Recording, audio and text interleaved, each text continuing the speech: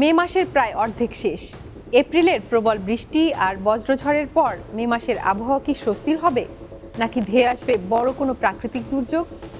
বাংলাদেশ আবহাওয়া অধিদপ্তর তাদের দীর্ঘমেয়াদী পূর্বাভাসে দিয়েছে এক সতর্কবার্তা। বঙ্গোপসাগরে ঘূর্ণিঝড়ের আশঙ্কা থেকে শুরু করে তীব্র তাপপ্রবাহ। কেমন থাকবে চলতি মাসের আবহাওয়া? আজকে আমরা আবহাওয়া অধিদপ্তরের বিশেষজ্ঞ কমিটির দেওয়া তথ্যের ভিত্তিতে বিস্তারিত বিশ্লেষণ করব। আবহাওয়াবিদ ডক্টর মোহাম্মদ বজলুর রশিদ জানিয়েছেন, মে মাসের 15 তারিখের পর বঙ্গোপসাগরের পরিস্থিতি বদলে যেতে পারে।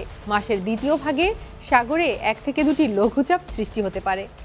লঘুচাপ মানেই কিন্তু ঘূর্ণিঝড় নয়, তবে আশঙ্কার কথা হলো এই লঘুচাপগুলোর মধ্যে একটি শক্তি সঞ্চয় করে নিম্নচাপে বা পূর্ণাঙ্গ ঘূর্ণিঝড়ে রূপ নিতে পারে। ঘূর্ণিঝড় ছাড়াও মে মাসে থাকছে তীব্র গরমের চোখ রাঙানি। আবহাওয়া অধিদপ্তর বলছে, এ মাসে দেশে 1 থেকে 3 দফা মৃদু বা মাঝারি তাপপ্রবাহ বয়ে যেতে পারে। এমনকি একটি তীব্র তাপপ্রবাহে তাপমাত্রা 42 ডিগ্রি সেলসিয়াস পর্যন্ত ওঠার শঙ্কা আছে। আবার এর মাঝেই হানা দেবে কালবৈশাখী। পুরো মাসে 5 থেকে 8 দিন হালকা থেকে মাঝারি এবং 2 থেকে 3 দিন তীব্র কালবৈশাখী ও শিলাবৃষ্টি হতে পারে। আবহাওয়া অধিদপ্তরের বিশেষজ্ঞ কমিটির চেয়ারম্যান মোহাম্মদ মুমিনুল ইসলাম জানিয়েছেন, এ মাসে বৃষ্টিপাত হবে স্বাভাবিক, তবে অঞ্চলভেদে এর ভিন্নতা দেখা যাবে।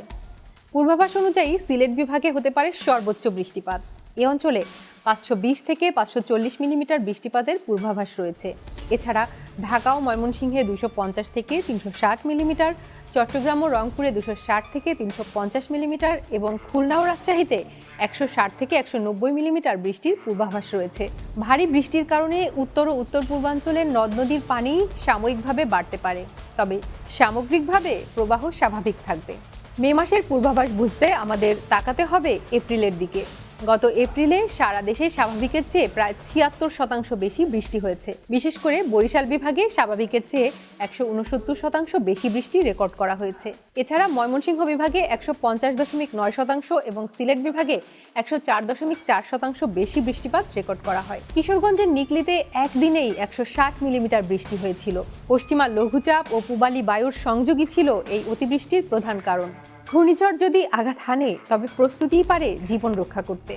এক্ষেত্রে কিছু বিষয় মাথায় রাখা উচিত, যেমন ঘরবাড়ির টিন বা নড়বড়ে অংশ মজবুত করুন, জরুরি শুকনো খাবার, বিশুদ্ধ পানি ও প্রাথমিক চিকিৎসার কিট গুছিয়ে রাখুন, গবাদি পশুর শরীরে ট্যাগ লাগিয়ে রাখুন এবং নিরাপদ উঁচু স্থানে সরিয়ে নিন। মহা বিপদ সংকেতের আগেই আশ্রয়কেন্দ্রে চলে যান।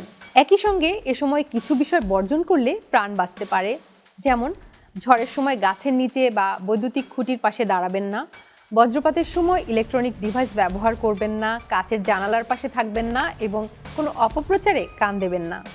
একদিকে দুর্যোগের আশঙ্কা থাকলেও বর্তমান বৃষ্টিপাত ও মাটির আর্দ্রতা আমাদের কৃষিকাজের জন্য বেশ ইতিবাচক। আবহাওয়া অধিদপ্তর প্রতি মুহূর্তের আপডেট দিচ্ছে, তাই আতঙ্কিত না হয়ে সতর্ক থাকাই বুদ্ধিমানের কাজ।